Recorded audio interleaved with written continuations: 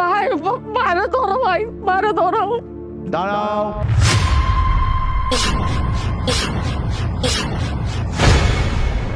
এই লাশের গায়ে হাত দেওয়া যাবে না।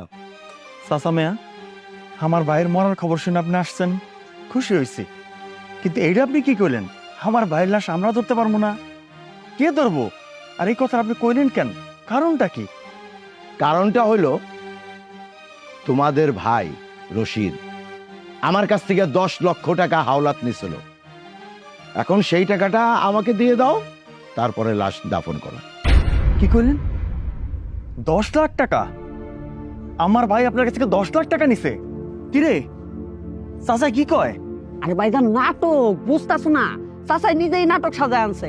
বাসে মানুষ তো মরে গেছে, ওইটা তো আর জবাব দিতে পারবে না, তাই 10 লক্ষ না 10 কোটি হইলেও তো সমস্যা ছিল না। কিন্তু চাচা আপনি ভুল জায়গায় চলে আসছেন, আমরা আপনাকে কোনো টাকা পয়সা দিতে পারবো না।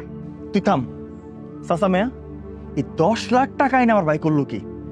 আমাকে সংসারতে এত ভাবনা বা আনলে আমরা জানতাম। মা, চাচা মিয়া কি কয়? না বাবা, আমিও তো জানি না, কেমনে জানো? ও সংসারে খরচ করছে নাকি নিজে পার্সোনাল খরচ করছে, এটা ওর ব্যাপার। ও কি তোর মতো আমার নিজের পেটের সন্তান? ও হইল আমার সৎ সন্তান। ও কি আমারে কইব যে 10 লাখ টাকাই না কি করছে? শোনো, আমি কিন্তু মুখে কথা বলতে আসি নাই, আমার কাছে দলিল আছে। অতএব আমার 10 লক্ষ টাকা তোমরা শোধ করে তারপরে এই লাশ দাফন করবা। মুরব্বী, আপনি সব কি বলতেছেন? আমার হাজবেন্ড, আমার দেওর, আমার শাশুড়ি কি বল আপনার কানে যায় নাই? আর 10 লক্ষ টাকা? 10 লক্ষ টাকা আমরা কোথায় পাবো? আমরা কোনো টাকা দিতে পারবো না। আপনার যদি এতই টাকার দরকার থাকে, দরকার আপনি লাশটা নিয়ে যান, নিয়ে যেয়ে যা ইচ্ছা তাই করুন, তা আমরা তো ঋণ দিতে পারবো না। আমার টাকা যেহেতু তোমরা শোধ করে দিতে পারবে না, তাহলে একটা পথ আছে, একটা শর্ত। শর্ত? কি শর্ত চাচা? তোমাগো ভাবিরে আমার সাথে বিয়ে দিয়ে দাও, তাহলে আমি ওই 10 লক্ষ টাকার দাবি ছেড়ে দেবো। কারণ আমার বউটা তো অনেক আগেই মারা গেছে, আমার দেয়া শোনার কেউ নাই। পায়েল যদি হয় তাহলে আমার একটু ভালো হইব আর কি। চুপ করেন চাচা, এসব আপনি কি কথা কইতাছেন? আমার আপনি বিয়ে করবেন মানে কি? আপনি আমার বাবার মতো, আমি আপনার আমার নিজের বাবার মতো মানি। কোন হিসাবে আপনি আমার এই কথা কর? আমার স্বামীটা মইরা গেছে, মানতাছি। হয়তো বা আমার স্বামী আপনার কাছ থেকে 10 লাখ টাকা আনছে, কিন্তু উনি তো মইরা গেছে।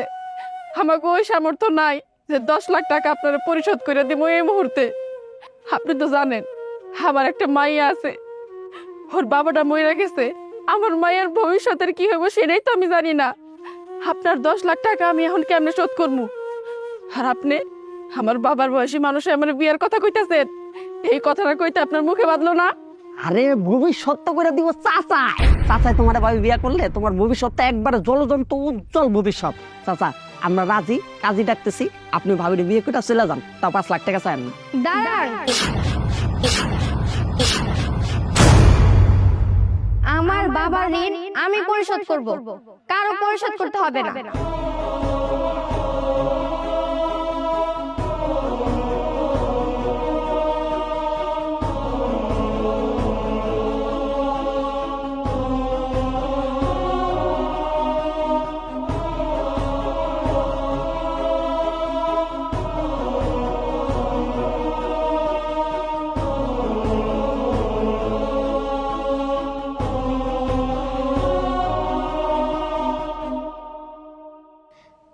বাবা, এই বাবা, বাবা কথা কও না তুমি।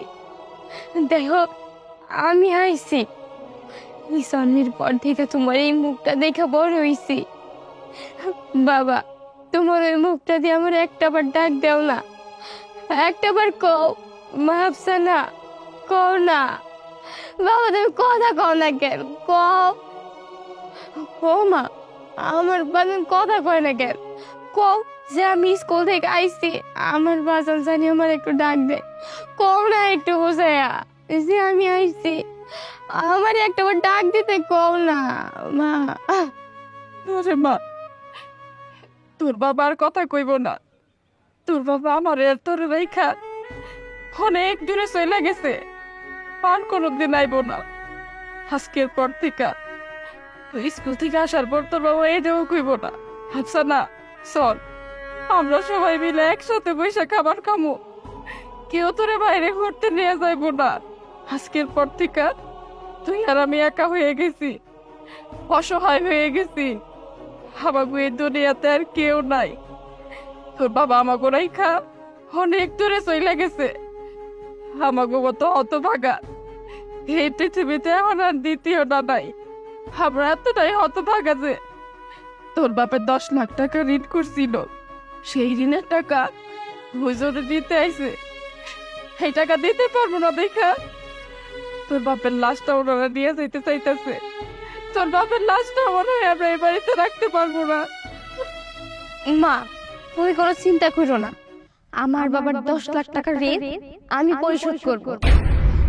আমার বাবার তো অনেক স্বপ্ন ছিল আমি অনেক বড় হমু, আমাকে পরিবারে প্রত্যেকটা মানুষ খুব সুখে শান্তিতে থাকবো, তারা ভালো থাকবো। আজকে আমার বাবা আর নাই, তার স্বপ্নটাও আর নাই, কিন্তু আমি আমার বাবার মেয়ে না। আমার বাবার ঋণ আমি পরিশোধ করব।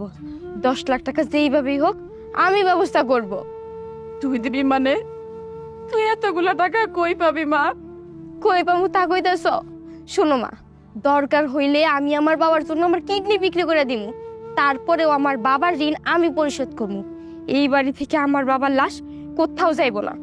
কিন্তু তুমি যদি কিডনি বিক্রি করো তাহলে তো তুমি মরে যাবা। হ, আমি মইরা যাবো, কিন্তু তারপরেও আপনাদের ঋণ পরিশোধ করে যাবো। আমার কিডনি বিক্রি করলে তো আমি আমার বাবার মতো মইরেই যেতে পারি, তারপরেও তো আপনারা আপনাদের টাকা ফেরত পাইতেছেন। মরে গেলে কোনো আফসোস নাই, তারপরেও তো আপনি